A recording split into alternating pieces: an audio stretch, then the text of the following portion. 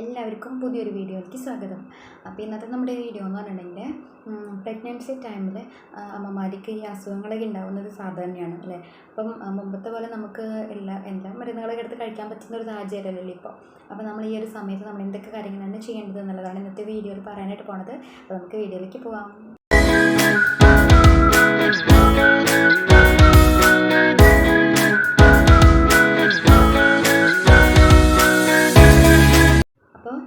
ഈ ഒരു പ്രഗ്നൻസി ടൈമിൽ ഇപ്പോൾ സാധാരണയായിട്ട് കണ്ടുവരാറുള്ള കാര്യം ജലദോഷം, ചുമ അങ്ങനെയുള്ള കാര്യങ്ങളൊക്കെ.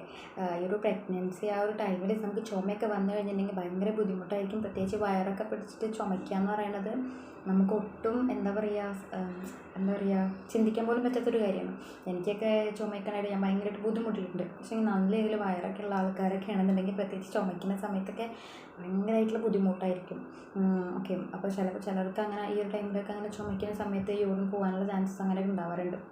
കൺട്രോൾ ചെയ്യാൻ പറ്റാതെ വരുന്നത് അതൊക്കെ ഉണ്ട്. അപ്പോൾ നമുക്ക് ഈ ഒരു സമയത്ത് ഇപ്പോൾ നമ്മൾ ഡോക്ടറെ അടുത്ത് പോകുകയാണെന്നുണ്ടെങ്കിലും ഡോക്ടർസ് നമുക്ക് പ്രത്യേകിച്ച് മരുന്നൊന്നും തരുന്നില്ല. പക്ഷേ നമുക്ക് ഈ ടൈമിൽ അങ്ങനെ മരുന്നൊന്നും കഴിക്കാൻ പറ്റില്ല. തരികയാണെങ്കിലും എന്തെങ്കിലും ചെറിയ ഡോസിലുള്ള എന്തെങ്കിലും ഒരു ഇത് മാത്രമേ തരുള്ളൂ, ഡോസ് ഇല്ലാത്തത്. ഓക്കെ, അപ്പോൾ നമുക്ക് ഇത് വീട്ടിൽ തന്നെ എന്തൊക്കെ ചെയ്തിട്ട് അത് മാറ്റിയെടുക്കാം എന്നുള്ളതാണ് നോക്കാനായിട്ട് പോണത്.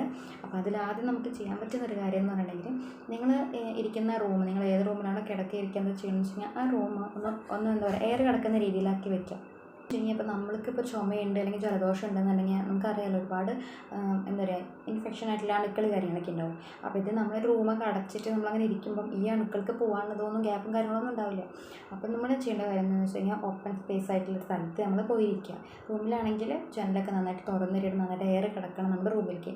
അപ്പോൾ അങ്ങനെയാണെന്നുണ്ടെങ്കിൽ നമുക്ക് ഈ ഒരു എന്താ പറയുക ഇൻഫെക്ഷനൊക്കെ ഒന്ന് വേഗം പോകാനും കാര്യങ്ങളൊക്കെ ഹെൽപ്പ് ചെയ്യും. ഇത് എനിക്ക് പറഞ്ഞത് തന്നെ ഡോക്ടർ തന്നെയാണ്. എനിക്ക് മരുന്നൊന്നും തന്നിട്ടില്ല. എന്നോട് പറഞ്ഞത് നീ കിടക്കുന്ന റൂമിലെ വാതിൽ ജനലൊക്കെ തുറന്നിട്ട് നിന്ന് അങ്ങനെ കിടക്കുക, നല്ല ശുദ്ധമായി ശ്വസിക്കുക. അപ്പോൾ തന്നെ ഈ ഒരു ചുമയും ജലദോഷമൊക്കെ മാറിക്കൊള്ളുന്നതാണ്. സോ അത് ഒന്നാമത്തെ കാര്യമാണ് കേട്ടോ. രണ്ടാമത്തെ കാര്യം എന്ന് പറഞ്ഞിട്ടുണ്ടെങ്കിൽ നന്നായിട്ട് വെള്ളം കുടിക്കുക എന്നുള്ളതാണ്. വെള്ളം കുടിക്കുമ്പോൾ ശ്രദ്ധിക്കേണ്ട കാര്യം എന്ന് വെച്ച് കഴിഞ്ഞാൽ ഇളം ചൂടുള്ള വെള്ളം എപ്പോഴും കുടിക്കാനായിട്ട് ശ്രദ്ധിക്കുക. ഇപ്പോൾ ചൂടുവെള്ളം തന്നെ ആവും ചിലപ്പോൾ കുറച്ച് നേരം ഇരുന്നിട്ട് തണുത്തിട്ടുണ്ടാവും. എന്നാൽ കൂടെ നിങ്ങളത് ചൂടാക്കിയിട്ട് തന്നെ കുടിക്കാനായിട്ട് ശ്രദ്ധിക്കുക. എന്തെങ്കിലുമൊക്കെ തരത്തിലുള്ള ഇൻഫെക്ഷൻ കാര്യങ്ങളൊക്കെ ഉണ്ടെന്നുണ്ടെങ്കിൽ പോകാനായിട്ടും ഇത് ഹെൽപ്പ് ചെയ്യും ഈ ചൂടുവെള്ളം കുടിക്കുമ്പോൾ. ഓക്കെ, തണുത്ത വെള്ളം മാക്സിമം നമ്മൾ ഒഴിവാക്കുക. അതിപ്പോൾ ചൂടുള്ള തിളപ്പിച്ച വെള്ളമാണെങ്കിൽ പോലും അത് നിങ്ങൾ ജസ്റ്റ് ഒന്ന് ചൂടാക്കിയിട്ട് കുടിക്കാനായിട്ട് ശ്രദ്ധിക്കുക. ഓക്കെ, പിന്നെ ശ്രദ്ധിക്കേണ്ട കാര്യം എന്ന് വെച്ച് കഴിഞ്ഞാൽ ധാരാളം വെള്ളം കുടിക്കുക. വെള്ളം കുടിച്ച് കഴിഞ്ഞാൽ ധാരാളമായിട്ട് യൂറിനൊക്കെ പാസ് ചെയ്യുന്ന സമയത്ത് ഈ ഒരു അണുക്കളും കാര്യങ്ങളൊക്കെ അതിലൂടെ പോകും. ഓക്കെ, അപ്പോൾ അങ്ങനെയാണെന്നുണ്ടെങ്കിൽ നമുക്ക് ഡീഹൈഡ്രേഷൻ കാര്യങ്ങളൊക്കെ ഒഴിവാക്കാനും ഇതുപോലെ അണുക്കൾ പോയി നമ്മുടെ അസുഖമൊക്കെ മാറാനായിട്ടും അത് ഹെൽപ്പ് ചെയ്യും. അങ്ങനത്തെ കാര്യം നമുക്ക് ചുമ അതുപോലെ ജലദോഷം കാര്യങ്ങളൊക്കെ വന്നു കഴിഞ്ഞിട്ടുണ്ടെങ്കിൽ ഫുഡ് കഴിക്കും ഭയങ്കര മടിയായിരിക്കും. പക്ഷേ നിങ്ങൾ ഈ ഒരു ടൈമിൽ ഒട്ടും ഫുഡ് കാര്യങ്ങളൊന്നും കുറയ്ക്കരുത്. മാക്സിമം നിങ്ങൾക്ക് കഴിക്കാൻ പറ്റില്ലായിരിക്കാം, പക്ഷേ എന്നാലും കഴിക്കുക. എന്താണെന്ന് വെച്ച് കഴിഞ്ഞാൽ ഇപ്പോൾ നമ്മൾ ഒറ്റയ്ക്കല്ലല്ലോ, കുഞ്ഞാവയും കൂടി ഉണ്ടല്ലോ. അപ്പോൾ അതുകൊണ്ട് തന്നെ നല്ല രീതിയിലുള്ള ഫുഡ് കാര്യങ്ങൾ കഴിക്കുക, നല്ല പോഷകങ്ങളുള്ള ഫുഡ് കഴിക്കുക. പിന്നെ തണുപ്പായിട്ടുള്ള ഫ്രൂട്ട്സ് നല്ലതൊക്കെ ഉണ്ടാവും. അപ്പോൾ അതൊക്കെ മാക്സിമം ഒഴിവാക്കി വിടുക. മുന്തിരിങ്ങയൊക്കെ നല്ല തണുപ്പാണ്, അപ്പോൾ അതുകൊണ്ട് തന്നെ അത് കാര്യങ്ങളൊക്കെ ഒന്ന് ഒഴിവാക്കി വിടാനായിട്ട് ശ്രദ്ധിക്കുക.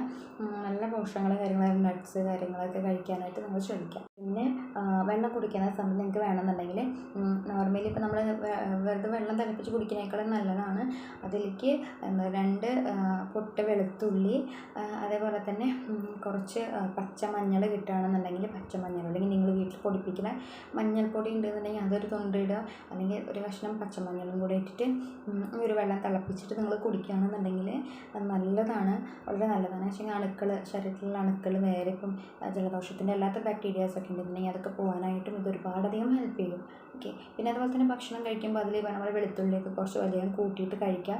അത് പറഞ്ഞ പോലെ ഇപ്പോൾ നമുക്ക് ഡെലിവറി കഴിഞ്ഞ് കഴിഞ്ഞാലും പാലുണ്ടാവാനായിട്ടൊക്കെ ഒരുപാട് ഹെൽപ്പ് ചെയ്യുമ്പോൾ വെളുത്തുള്ളി എന്നാണ്. അപ്പോൾ അതെപ്പോഴും നിങ്ങൾക്ക് നല്ലതാണ്. പിന്നെ അതുപോലെ തന്നെ വെള്ളം കുടിക്കുന്ന സമയത്ത് അതിൽ ഒരു തുളസിയില അങ്ങനെയുള്ള കാര്യങ്ങളൊക്കെ ഇട്ടിട്ട് വെള്ളം തിളപ്പിച്ച് കുടിക്കുകയാണെന്നുണ്ടെങ്കിലും നമുക്ക് ശരീരത്തിന് നല്ലതാണ്. ഈ അണുക്കളൊക്കെ പോയി നല്ലൊരു ഇതിലേക്ക് ആകാനായിട്ട് സഹായിക്കും. ഓക്കെ, പിന്നെ അതുപോലെ തന്നെ ഇപ്പോൾ വേണമെന്നുണ്ടെങ്കിൽ ചുക്ക് കാപ്പിയൊക്കെ നമുക്ക് കുടിക്കാനാണല്ലോ. പിന്നെ ചുക്ക് കാപ്പിയൊക്കെ കുടിക്കുമ്പോൾ ശ്രദ്ധിക്കേണ്ട കാര്യം ഒരുപാടായിട്ട് എരിവ് കുരുമുളക് ഒരുപാടായിട്ട് അങ്ങനെ ഇടാണ്ടിരിക്കുക. മൈൽഡായിട്ടുള്ള രീതിയിൽ അങ്ങനെയുള്ള കാര്യങ്ങളൊക്കെ ചെയ്യേണ്ടത് വെച്ച് കഴിഞ്ഞാൽ കൂടുതൽ എരിവൊക്കെ കഴിക്കുമ്പോൾ ചിലപ്പോൾ മൂത്രത്തിൽ പഴുപ്പ് വരാനും കാര്യങ്ങൾക്ക് സാധ്യതയുണ്ട്. അപ്പം കൂടുതൽ എരിവില്ലാതെ തന്നെ ചെറിയ രീതിയിലുള്ള ചുക്ക് കാപ്പി കാര്യങ്ങളൊക്കെ ഉണ്ടാക്കിയിട്ട് കുടിക്കുകയാണെന്നുണ്ടെങ്കിലും നിങ്ങൾക്ക് ഒരുപാട് നല്ല റിലീഫ് കിട്ടും.